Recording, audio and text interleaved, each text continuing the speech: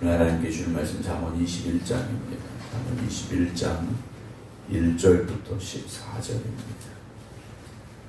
구약성경 933쪽입니다. 잠언 21장 1절부터 14절입니다. 왕의 마음이 여호와의 손에 있음이 마치 봇물과 같아서 그가 임의로 인도하시느니라. 사람의 행위가 자기 보기에는 모두 정직하여도 여호와는 마음을 감찰하시느니라. 공의와 정의를 행하는 것은 제사 드리는 것보다 여호와께서 기쁘게 여기시느니라. 눈이 높은 것과 마음이 교만한 것과 악인이 형통한 것은 다 죄니라. 부지런한 자의 경영은 풍부함에 이를 것이나 조급한 자는 궁핍함에 이를 따름이니라. 속이는 말로 재물을 모으는 것은 죽음을 구하는 것이라. 곧 불려다니는 안개니라. 악인의 강포는 자기를 소멸하나니 이는 정의를 행하기 싫어함이니라. 죄를 크게 범한 자의 길은 심히 구부러지고 깨끗한 자의 길은 보드니라. 다투는 여인과 함께 큰 집에서 사는 것보다 움막에서 사는 것이 나으니라. 악인의 마음은 남의 재앙을 원하나니 그 이웃도 그 앞에서 은혜를 입지 못하느니라. 거만한 자가 벌을 받으면 어리석은 자도 지혜를 얻겠고 지혜로운 자가 교훈을 받으면 지식이 더하리라. 의로우신 자는 악인의 집을 감찰하시고 악인을 환란에 던지시느니라. 귀를 막고 가난한 자가 부르짖는 소리를 듣지 아니하면 자기가 부르짖을 때에도 들을 자가 없으리라. 은밀한 선물은 노를 쉬게 하고 품 안의 뇌물은 맹렬한 분을 그치게 하느니라. 아멘. 할렐루야. 월요일 새벽 기도하며 일주일 시작하는 모든 성도 여러분들을 위해 하나님의 크신 은혜가 더하시기를 주의 이름으로 축원합니다. 온라인 연기 예배드리고 계신 김주문 장로님, 박경순 권사님, 김미화 권사님, 이성배 권사님, 박영묘 권사님, 조학봉 권사님, 정정희 집사님, 박성준 집사님, 김선정 성도님, 김성자 권사님, 김효 권사님, 최석희 권사님 주의 이름으로 축복합니다. 날씨가 또 이제 조금 추워지려고 하는 것 같습니다. 비도 내리고 하는데요. 항상 건강에 유의하시고 새벽에 나오실 때 따뜻하게 하시고 나오시기를 부탁을 드립니다. 잠언의 말씀 이제 우리가 계속 나눠가고 있는데요. 결국 하나님이 주신 지혜를 가지고 우리가 살아야 된다라는 것인데, 하나님이 주신 지혜를 가지고 산다라는 것은 천지 만물을 창조하시고 주관하시는 분이 하나님이심을 고백할 때 가능하다라는 거죠. 하나님이 주인이 아니시라면 하나님의 지혜로 살 필요 없습니다. 세상의 지식으로 살아가면 되죠. 그러나 하나님이 이 땅의 주인이시기에 하나님이 주시는 지혜를 가지고 살아가야 되고, 그 지혜의 근본이 되는 하나님을 경외하는 믿음으로 우리가 살아갈 수 있어야 됩니다. 오늘 제 21장의 말씀 이제 함께 나누게 되는데요. 오늘 21장 1절에 이렇게 되어 있습니다. 왕의 마음이 여호와의 손에 있음이 마치 봇물과 같아서 그가 임의로 인도한다라고 되어 있습니다. 왕의 마음도요, 흐르는 물줄기 같아서 결국 누구의 손에 있습니까? 하나님의 손에 있다는 거죠. 세상의 권력과 모든 것을 가진 왕이라고 할지라도 그것을 이끄시고 인도하시는 분은 하나님이시라는 거죠. 그래서 하나님이 왕을 세우시기도 하시지만 왕위에서 내려오기도 하시고 살리기도 하시지만 죽이기도 하시는 하나님이시라는 거죠. 그래서 하나님께서 임의로 인도하신다라는 겁니다. 주님이 이끄시는 대로 왕도 이끌어 가신다라는 거죠. 오늘 저나 여러분들도 하나님이 이끌어 주셔야 되고 이끄시는 길로 순종함으로 가시기 바랍니다. 하나님이 이끌어 주셔야 되는데 때로는 우리 눈에 보기에 그 이끄시는 길이 편한 길이 아닐 수도 있습니다. 내가 원하는 길이 아닐 수도 있습니다. 그러나 그 길이 주님이 이끄시는 길이라면 우리는 순종함으로 그 길로 가야 됩니다. 2절에 사람의 행위가 자기 보기에는 모두 정직하여도 여호와는 마음을 감찰하신다라고 되어 있죠. 사람들은요, 다 자기가 옳다고 생각하기 때문에 그렇게 하는 겁니다. 내가 보기에도 잘못된 걸 한다면 진짜 나쁜 사람이죠. 그러나 보통의 사람들은 내가 지금 하려고 하는 일들이 지금 내 기준에서, 내 생각에서, 내 형편에서는 가장 최선이고 가장 옳은 것이라고 생각하고 행하는 겁니다. 그런데 중요한 건 무엇입니까? 하나님께서는 그의 마음을 꿰뚫어 보고 계시다라는 거죠.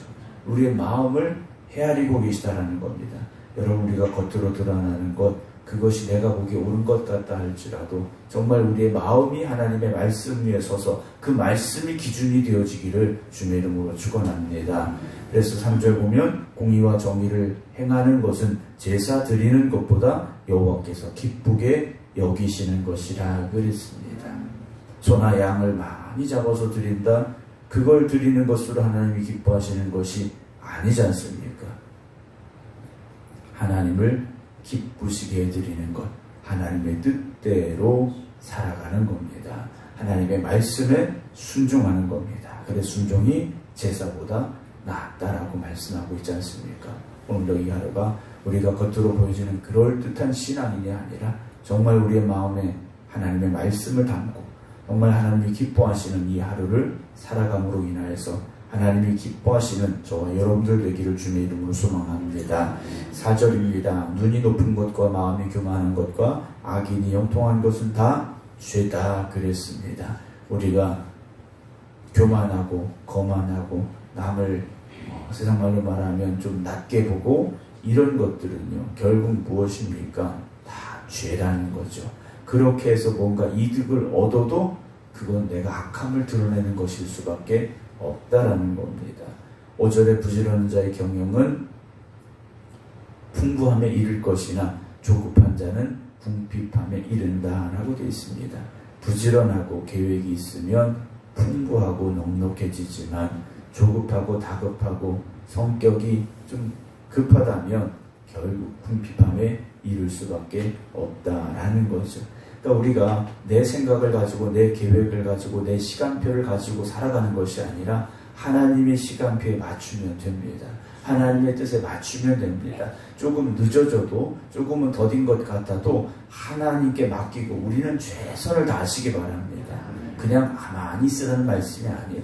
최선을 다하되 하나님께 나의 인생의 경영을 맡기시고 하나님의 뜻에 따라 살아가시기 바랍니다. 6절입니다. 속이는 말로 재물을 모으는 것은 죽음을 구하는 것이라 곧 불려다니는 안개라 그랬습니다. 남을 속여서 재산을 모은다? 여러분, 그것은요, 우리를 죽음으로 몰아가는 것이 될 수밖에 없다라는 거죠. 왜 그렇습니까? 죄의 결과는 결국 사망이라는 것이죠. 하나님이 주시는 선하신 길로 나아가시기 바랍니다. 하나님의 뜻에 맞게 재물도 모아야 된다라는 거죠. 속이는 말로 잠깐 뭔가 이득을 얻는 것 같고 내가 부자가 되는 것 같고, 그러나 결국 그것은 죄의 결과를 우리에게 가져다 줄 수밖에 없고요, 안개처럼 사라질 수밖에 없는 것입니다. 7절에 악인의 강포는 자기를 소멸하나니 이는 정의를 행하기 싫어합니다 그랬습니다. 악한 사람들의 폭력은요, 결국 자기를 멸망의 길로 이끌어 갑니다. 왜 악한 사람들은 그렇습니까? 바르게 살기를 거부하기 때문이라는 거죠. 여러분, 세상은 하나님의 말씀을 귀 기울이지도 않을 뿐더러 대적합니다. 하나님의 말씀을요, 거부합니다. 왜 그렇습니까? 그들 안에 하나님의 영이 있는 것이 아니라 악한 영이 사로잡고 있기 때문에 하나님의 말씀을 거부하고 거역하고 대적하는 삶을 살아갈 수밖에 없지 않습니까? 오늘 우리 안에 성령이 임하시면 우리는 말씀에 순종하며 살아갈 수밖에 없습니다. 하나님이 이끄시는 길로 갈 수밖에 없지 않습니까? 8절입니다. 죄를 크게 범한 자의 길은 심히 구부러지고 깨끗한 자의 길은 곧다 그랬습니다. 너무 당연한 말씀이죠. 죄인의 길은 구부러져 있지만 깨끗한 사람의 행실은요, 올바르게 되어 있습니다. 다투는 여인과 함께 큰 집에 사는 것보다 움막에서 사는 것이 낫다라고 되어 있습니다. 다투기를 좋아하는 여자와 큰 집에서 사는 것보다는 움막에서 사는 것이 훨씬 낫다라고 되어 있죠. 우리가 어떤 부유함이 중요한 것이 아니라 평안함이 중요하지 않습니까? 우리의 마음속에 평안함이 있어야 되고 함께하는 사람들과 평안함이 있어야 됩니다. 가정에도 교회에도 항상 평안함이 있어야 됩니다. 세상은 그 평안함이 없지 않습니까? 오늘도 여러분들의 가정에 하나님 주시는 평강의 복이 있기를 주의 이름으로 축원합니다. 10절에 악인의 마음은 남의 재앙을 원하나니 그 이웃도 그 앞에서 은혜를 입지 못한다라고 되어 있습니다. 악한 사람들은요, 악한 것만 바라며 살아갑니다. 남이 잘 안 되는 걸 원하고 있다는 거죠. 왜 그렇습니까? 남이 잘 안 되는 게 내가 잘 되는 거라고 생각합니다.